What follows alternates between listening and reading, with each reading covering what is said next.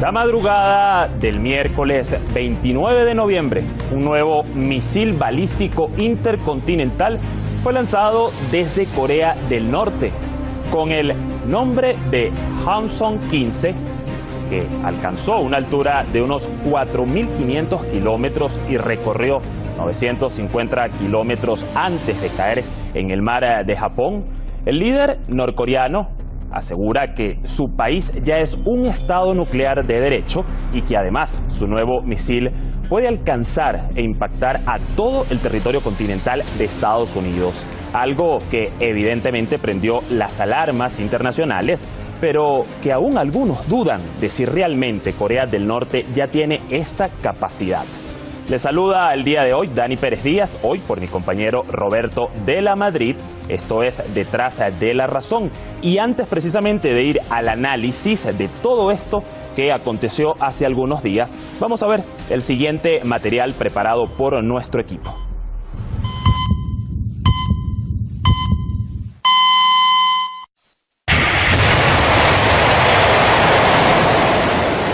국가 핵무력 완성의 역사적 폐업 실현, 세용의 대륙간 탄도 로켓 시험 발사 대성공. 경의하는 최고령 도자 김정은 동지께서 대륙간 탄도 로켓 화성 15용 시험 발사를 지도하셨습니다.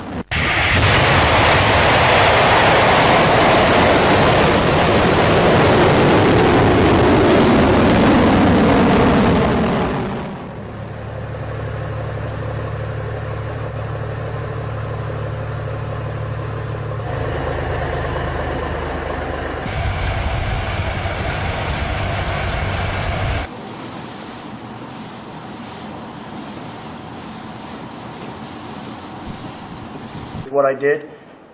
I feel strongly about what I did. I'm tired of being taken advantage of as a nation.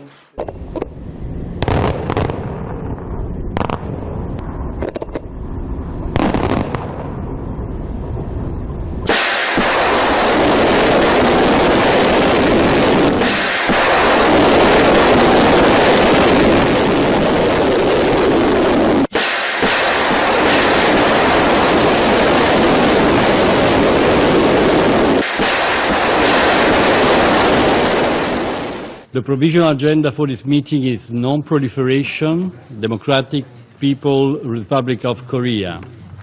The agenda is adopted. It is so decided. In accordance with Rule 39. China can do this on its own, or we can take the oil situation into our own hands. If war does come, it will be because of continued acts of aggression like we witnessed yesterday. And if war comes, make no mistake, the North Korean regime will be utterly destroyed.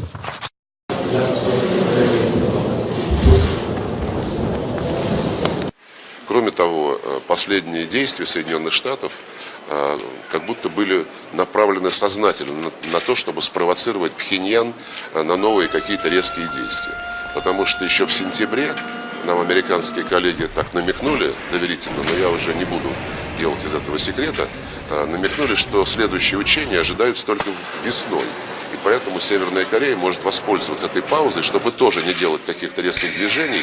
И почему бы в этой ситуации не постараться наладить какой-то диалог.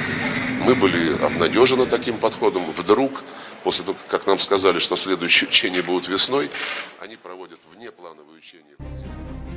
Bueno, allí veíamos parte de este material preparado por nuestro equipo de producción e investigación.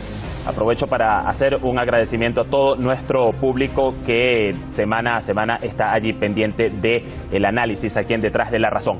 Para conversar sobre este importante tema tenemos el día de hoy a Javier Villamor Cantera. Él es periodista, nos acompaña desde la ciudad de Madrid, España. Y también desde esta misma ciudad tendremos a Francisco Fernández Cruz Sequera, analista político. Vamos a darle la bienvenida. Les saludo a esta hora a Javier y Francisco. Bienvenidos a Detrás de la Razón. Hola, buenas. Bueno, vamos a empezar de inmediato este análisis que nos concentra el día de hoy.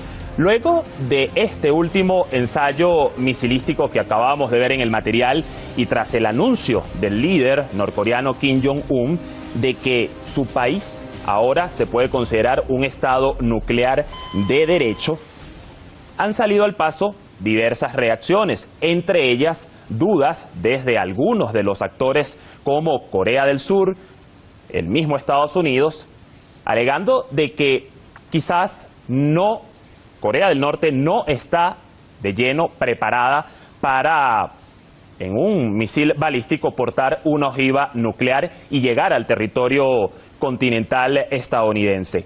Entonces, la primera pregunta, y empiezo con usted, Javier, ¿cree realmente que Corea del Norte ya esté nuclearmente lista para atacar a Estados Unidos? ¿O esto que vimos en días recientes se trata de una estrategia disuasiva para mostrarse fuerte ante las constantes hostilidades de Washington? Yo creo que es más lo segundo que has comentado. Bien es cierto que este último lanzamiento ha sido el primero desde hace 2 meses y medio, desde septiembre, y algunos analistas señalan que las mejoras son cuantiosas. Señalan que, por ejemplo, este último lanzamiento ha sido nocturno y hay ciertas características que otros misiles anteriores no tenían. Todavía otros analistas se descartan que él pueda tener la capacidad de meter una cabeza nuclear, pero bien es cierto que esto simplemente, en cuanto a política internacional, son medidas disuasorias para poner a Estados Unidos un poquito nervioso. Y digo un poquito nervioso porque Estados Unidos en la zona tiene la sartén por el mango. Aunque bien es cierto que la zona es principalmente de influencia china, todos los aliados en la zona, Corea del Sur, Japón, están con Estados Unidos. Corea del Norte, en este caso, simplemente lo que quiere es mostrar un músculo militar, para evitar que pueda pasar lo que pasó en la guerra coreana, cuando Estados Unidos destrozó completamente el país, y desde entonces pasa lo que pasa. Corea del Sur, lógicamente, tiene el temor de que pueda acceder a su capital, a Seúl, y Japón lo mismo, pero todavía también entre Corea del Sur y Japón hay ciertos resquemores por la guerra pasada, y Estados Unidos en este momento tiene que saber muy bien cómo compenetrar ambos países en su política de presión a Corea del Norte. Ahora, Francisco, vamos con la misma pregunta. ¿Está realmente Corea del Norte en este momento ya preparada nuclearmente como para un ataque de estas magnitudes, como lo ha hecho ver el líder Kim Jong-un? Buenas noches. Hombre, evidentemente, tras este último lanzamiento se ha puesto de manifiesto la capacidad para propulsar un misil a esa larga distancia y alcanzar todo el continente americano. Lo que sí es cierto es que obviamente no es una tecnología acabada, en la medida en que van a tener que seguir trabajando sobre lo que es la tecnología que les permite el reingreso en la atmósfera del misil, el direccionamiento, sobre todo en su etapa final, así como en la activación de las cabezas explosivas. Es decir, netamente no podrían garantizar una precisión absoluta en un lanzamiento. Ahora bien, lo que se persigue, que es una utilización disuasoria del misil respecto a la política agresiva norteamericana, yo entiendo que Corea del Norte en este momento eso sí lo ha logrado. Ahora, llama aquí la atención algo en particular, hago esta misma pregunta para los dos. Javier, vamos a empezar con usted. A muchas personas en general en el mundo llama la atención cómo un país que está en la actualidad sancionado y con grandes sanciones, sobre todo en el ámbito económico, y que además viene con una economía frágil ya desde hace varias décadas, pueda tener la capacidad para completar un arsenal nuclear. ¿Cómo se puede explicar esto? ¿Es posible? ¿No es posible? Eso ha sido uno de los principales escollos en la última reunión del Consejo de Seguridad de la ONU, y lo que está claro es que detrás tiene el apoyo militar y económico de China. China en este momento dota del 90% del petróleo a Corea del Norte, y parte de su armamento, en este caso también, sobre todo los misiles, pertenecen a China, que también pertenecía anteriormente a Rusia.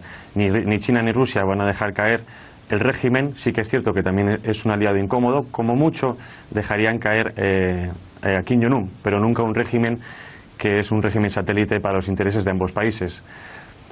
Es difícil saber exactamente de dónde pueden recibir otro tipo de financiación. Algunos medios internacionales han señalado que Corea del Norte tiene un ejército o una división de hackers, un número de 6.000 más o menos, que lo que hacen es atacar bancos internacionales e incluso administraciones públicas para obtener parte de esa financiación.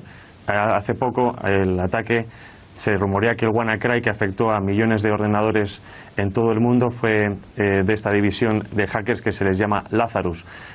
Hace poco también robaron de los bancos centrales de Brasil y de Argentina, de Brasil, hasta 40 y pico millones de dólares. También lo roban de otras empresas y en este caso también, sobre todo, de Estados Unidos. Es decir, que el bloqueo que está aplicando Estados Unidos no está siendo efectivo, pero Donald Trump, en este caso, lo que está haciendo es aplicar todas las medidas legales o, digamos, dentro de la jurisdicción internacional antes de llegar a las manos militarmente, que también, hay que decirlo, es muy poco probable que esto suceda.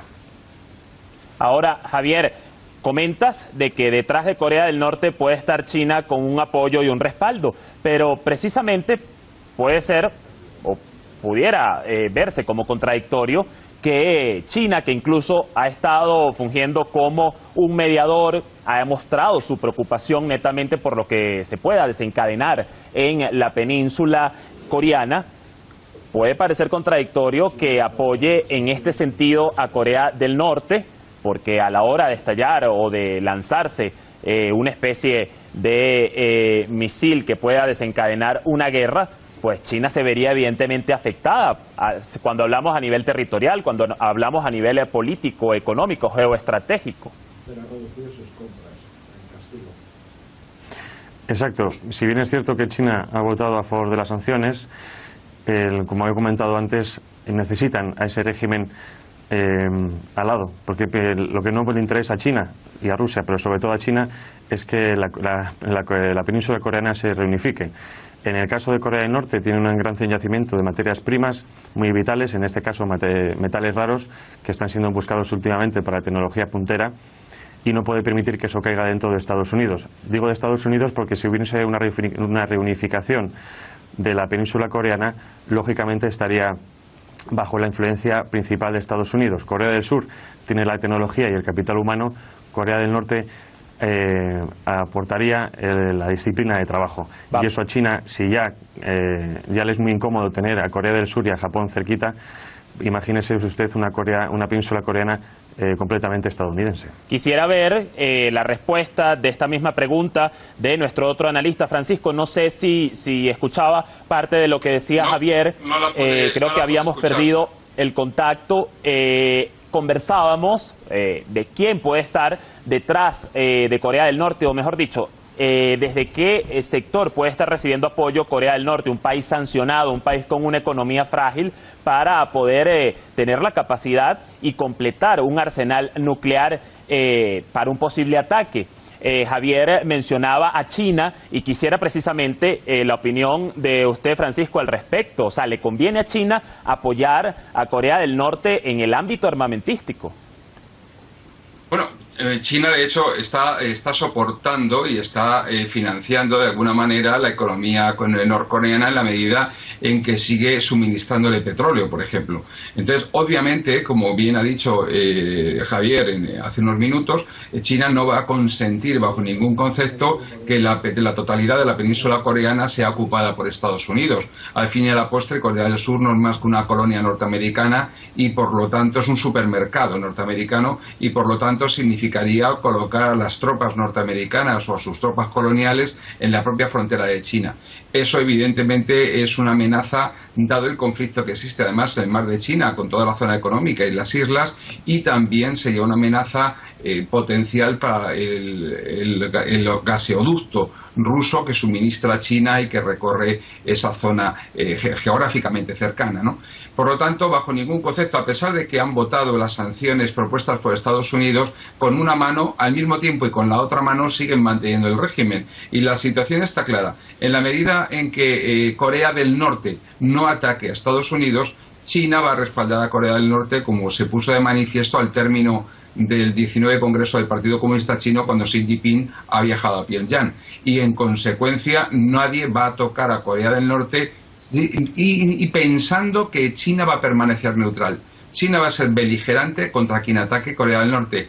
No me cabe ninguna duda que si fuera por el loco de Trump y por el general Mattis que tiene en su el gobierno, que no se distingue por su brillantez y su inteligencia, ya habrían atacado a Corea del Norte de no ser así.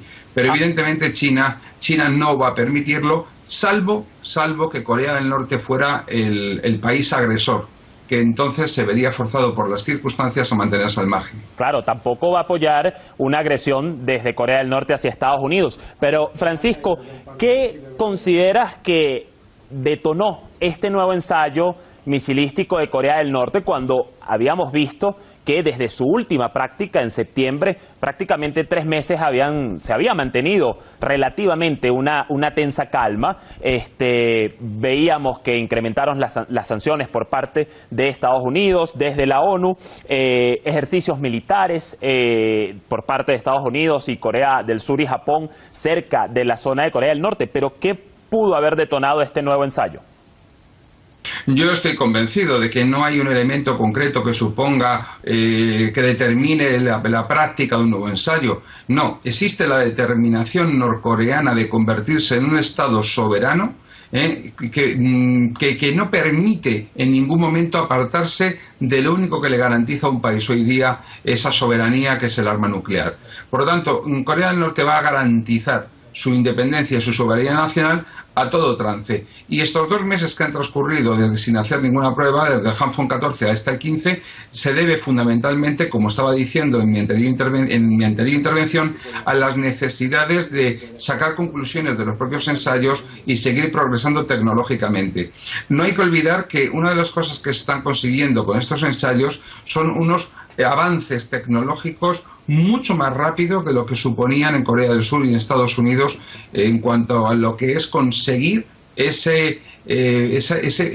capacidad nuclear. Y además no solo se están haciendo en el ámbito misilístico, sino que también se están haciendo desde el punto de vista de las naves que podrán portarlo, como es el desarrollo del arma submarina norcoreana con capacidad para aportar misiles nucleares y acercarse a las propias costas de Estados Unidos.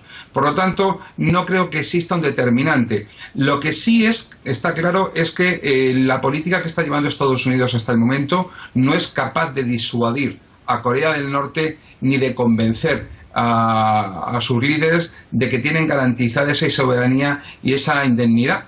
Y la verdad es que tienen motivos para hacerlo, no hay más que ver lo que ha pasado a la Libia de Gaddafi, por ejemplo, ¿no? Claro. Entonces, si no quieren acabar como Gaddafi, no es tan mala idea el que desarrollen ese armamento nuclear. Lo cual, quiero aclararlo, el defender o el apoyar el principio de soberanía nacional de los países no debe ser confundido con el apoyo a tal o cual régimen concreto y determinado. Es una necesidad para cualquier país hoy día defenderse de las grandes corporaciones transnacionales y de la política exterior norteamericana en la medida en que le sea posible, y a Norcorea en este caso le está siendo posible hacerlo a través de ese desarrollo del armamento nuclear. Javier, ¿qué tienes que decirnos con respecto a este punto importante que aborda Francisco? Me gustaría las prácticas de Corea del Norte, estos ensayos, pueden considerarse como dentro de ese estatuto por la lucha de su soberanía como Estado, o traspasa más allá de esto? Exactamente. Corea del Norte lo que quiere es que se reconozca como potencia nuclear. A partir de ahí, al menos tendrá asegurado el régimen durante muchísimos años. Pero yo no estoy de acuerdo en lo que ha dicho Francisco, en que Donald Trump fuese un loco que iba a atacar sí o sí, de no ser por las presiones de China o de Corea del Norte. Yo creo que Donald Trump es más inteligente que eso, lo ha demostrado desde que está en la presidencia. Ha recibido la patata caliente de la administración Obama, como así le dijo en la última reunión antes de que Obama se marchase, y está continuando la política que utilizaba la anterior administración. Es difícil que lleguen a las armas, es muy complicado, más que nada porque, como hemos comentado antes, está China detrás, pero lógicamente Donald Trump tiene que mostrar que es un aliado firme, en este caso un aliado de Corea del Sur y Japón. Corea del Sur está muy nervioso, Japón también. Recordemos que los últimos misiles de Corea del Norte han pasado por encima de Japón, y eso en cualquier otro momento de la historia hubiese sido ya una excusa para una invasión militar. En Estados Unidos está intentando mantener la situación lo máximo posible. Saben que es un status quo, como hemos comentado, prácticamente imposible de romper, pero también que Estados Unidos tiene que jugar la baza de líder del mundo occidental, es decir, del mundo democrático, por así llamarlo. Corea del Norte Es el último régimen estalinista, un régimen comunista totalmente asesino. Tiene a la mayoría de la población muerta de hambre. Sí que es cierto que en la capital se puede vivir un poquito mejor, pero el resto del país está completamente atrasado. Es como en la Edad de Piedra. Campos de concentración, asesinatos. Hace poco también hemos visto cómo un soldado norcoreano traspasó las fronteras para irse a Corea del Sur como si fuera el muro de Berlín. Es decir, la historia ya ha demostrado que el socialismo y el comunismo es solo hambre y miseria. Y en Ahora, este caso Javier, Donald Trump está jugando esa baza en el mundo occidental y en el resto del mundo. Javier, ya debemos ir concluyendo, el tiempo se nos agota. Me dices que consideras que Trump ha tomado una postura inteligente en el conflicto. Sin embargo, no es de considerar que la manera desde que llegó, las aguas estaban calmadas un poco bajo la administración de Obama, y ahora, una vez que llega Trump, se enciende nuevamente este tema, y ha sido precisamente por ese discurso guerrerista que ha mantenido. Porque se han intensificado las pruebas de misiles de Corea. Claro, recordemos que Donald Trump nunca ha mentido. Él ha dicho que quiere volver a hacer una América grande, es decir, quiere recuperar el liderazgo que ha perdido Estados Unidos en los últimos años, y esto es prueba de ello. Además, recordemos también que la intensificación de las pruebas de misiles que ha hecho Corea del Norte no las había hecho en anteriores años. Es decir, que esto simplemente es una respuesta de tú a tú. Tú envías o lanzas más misiles, yo aumento la presión internacional. Pero ya, como he comentado antes, es muy complicado que esto vaya a la guerra. Corea del Sur no le interesa, o le puede interesar que acabe el régimen, la unificación de la península coreana, pero esto tampoco le interesa a Japón, porque una Corea unida sería mucho más fuerte que Japón, cosa que también Japón lo sabe, por eso tampoco le interesa que acabe el régimen. Japón, por otro lado, también tiene la sartén por el mango con las relaciones con Estados Unidos, ya que si Estados Unidos no continúa esta presión que está haciendo, Japón puede estafarle, por así decirlo, chantajearle con denunciarle por violación de los derechos humanos por los 2 ataques con bombas atómicas que realizó en la Segunda Guerra Mundial. Es decir, Estados Unidos también está atado un poquito con los aliados que tiene en la zona, una zona que he comentado antes es de predominante influencia china. Bien, Francisco, ya para finalizar muy brevemente, por favor, en menos de un minuto, ¿qué debemos esperar de aquí en más? ¿Se incrementa la tensión? ¿Se estaría al borde de una guerra en el conflicto o se va a solucionar vía diplomática? Muy brevemente, ojalá tomaran la opción rusa de poder sentarse en una mesa de negociación y resolverlo por vía diplomática, pero parece muy improbable. Ahora vamos a tener una pausa en las pruebas de misiles, muy probablemente por la temporada del invierno del hemisferio boreal. Pero dicho esto, no quiero dejar sin apuntar algunas observaciones a los comentarios de Javier. Si hablamos de país asesino, pues podríamos limitarnos a Gaza, por ejemplo, y hablamos de Israel, que es quien dirige los hilos y la trastienda de Estados Unidos y es el fiel aliado de Estados Unidos. Si hablamos de un régimen asesino, podríamos hablar de Estados Unidos apoyando al Estado Islámico en Siria. Si hablamos de un régimen asesino, podríamos hablar de los aliados saudíes que están llevando a cabo un genocidio en el Yemen. O sea que si hablamos de un régimen asesino y genocida, desde luego Estados Unidos se lleva la palma. Es decir, es muy difícil ganarle a Estados Unidos en conducta y en política criminal.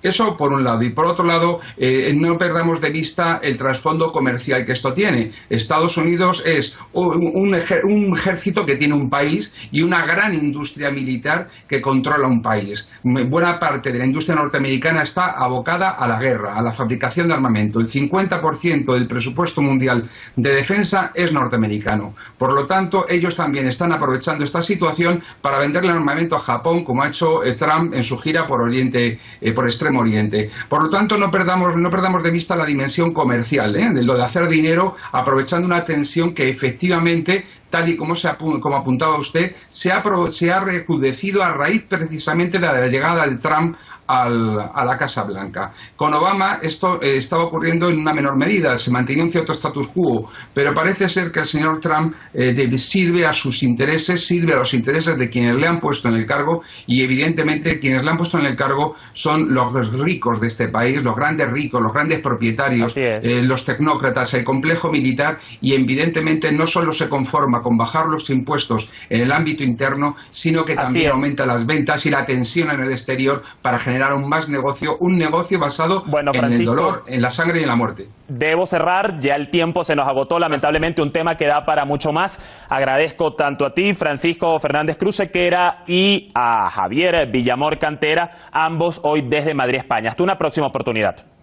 Bueno, así ponemos fin a esta edición el día de hoy. Solo queda esperar qué dice el tiempo, si finalmente triunfa la diplomacia o si lamentablemente se llega a la guerra. Este fue nuestro análisis hoy en Detrás de la Razón. Gracias como siempre por su sintonía. Hasta una próxima oportunidad.